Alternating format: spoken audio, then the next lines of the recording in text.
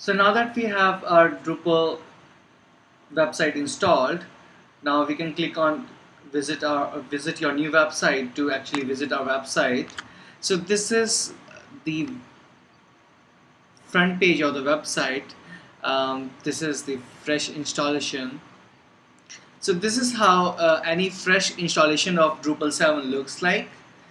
We can see this is the default appearance in which we have logo on the left. And this is the name of the website. We have my account to actually access the account details, and if you want to log out, then you have to click over here. This is the search bar. So Drupal has got an internal search engine. So if there are lots of content in it, and if you want to search within those content to find something which you're looking for, then you can just Google your then you can search your query over here.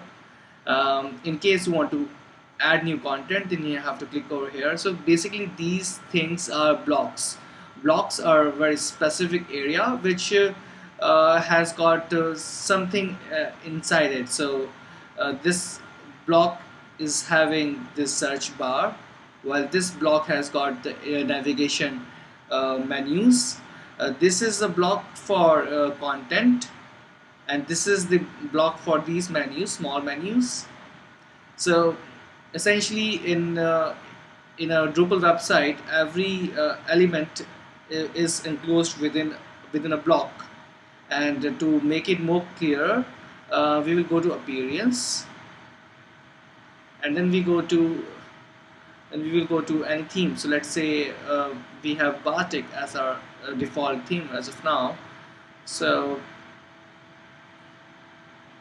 perhaps this is not the one. So we can go anywhere like this.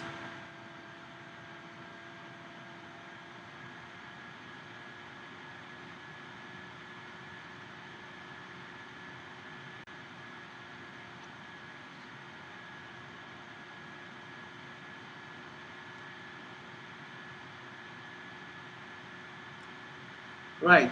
So we won't be seeing it, but we just saw different themes which are available in the website by default. So we every Drupal 7 is shipped with three themes. First is Garland, second is Batik, and third is Stark. While the 7 is the administrative theme, so it is only available to the administrator of Drupal website.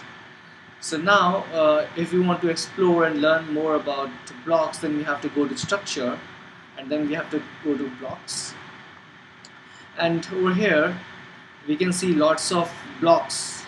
So these all are blocks, and you can create your own block. So first of all, we will understand what is the region of the template. So every template in this in Drupal website has got blocks defined. So we can see over here on the top we have exit block region demonstration. We have this block as header, so the name is header. Then we have left sidebar, then we have right sidebar, then we have highlighted. So in case you want to highlight something, then you have to place it over here. The block has to be placed over here in this particular region. Then we have under that we have help, then we have content, and then we have footer. So these are the regions, and these regions contain different blocks.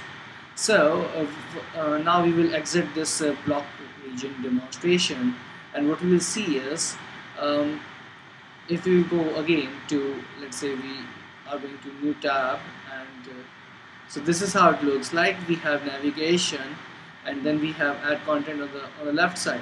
Now if you want to move it to right side, then what we will do is we will just go to navigation, this thing, and then we will select the right sidebar, and then we will save it.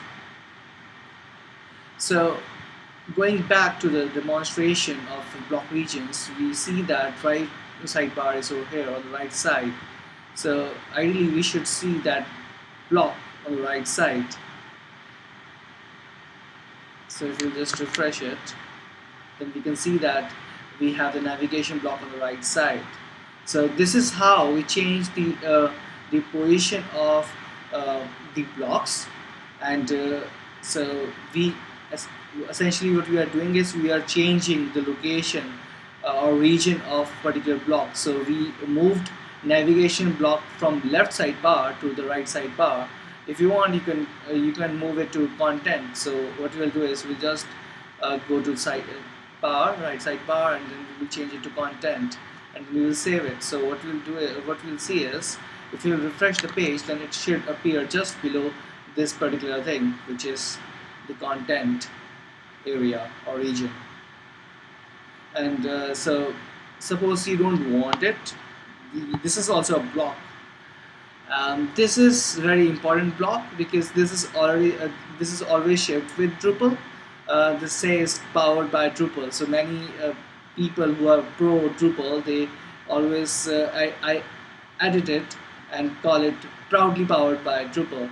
So if you want to disable it, then you can do that. You can just go to configure block, and then you can just change it to none, then click on save block.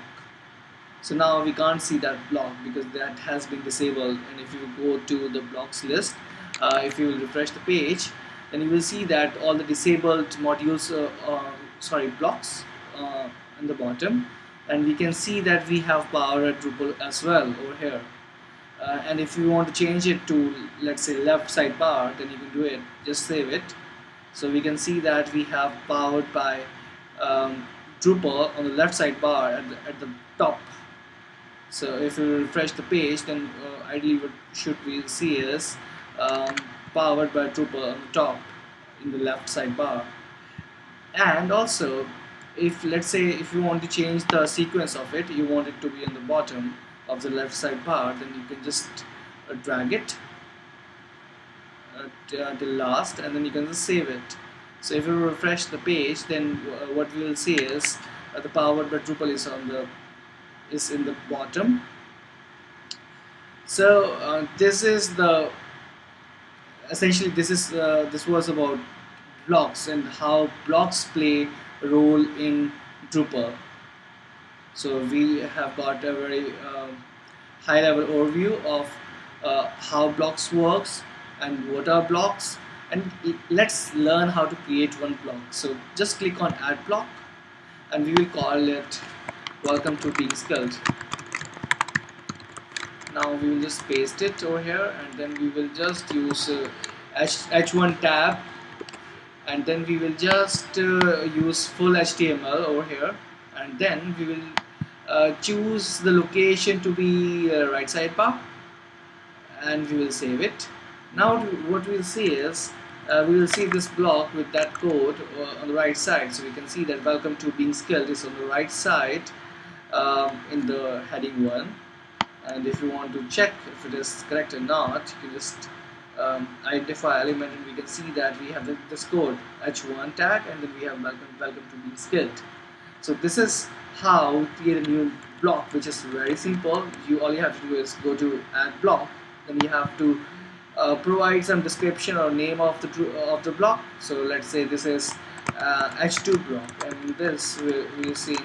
For more tutorials, visit www.beingskilled.com, and we are changing the text format to full HTML so that the link also works. And let's make it H2 tag. Let's enclose it in H2 block, and then we are keeping it right sidebar. And this particular block should only be available to, let's say, an authenticated user, and we don't want any content type restriction. We will understand it in later videos what it actually means. Okay, so let's click on save block, and now since we have saved it, we can just refresh the page, and we can see that particular block over here on the right side, and it is in H2 format. So you can see that it's enclosed within H2. So it's the very same code which we wrote, which we typed while creating the module is already here. And if you log out, then we won't be able to see that block, because that we we somehow gave this restriction that the block should be only visible to the authenticated user. So this is how we create the block. This is how we change the settings of the block.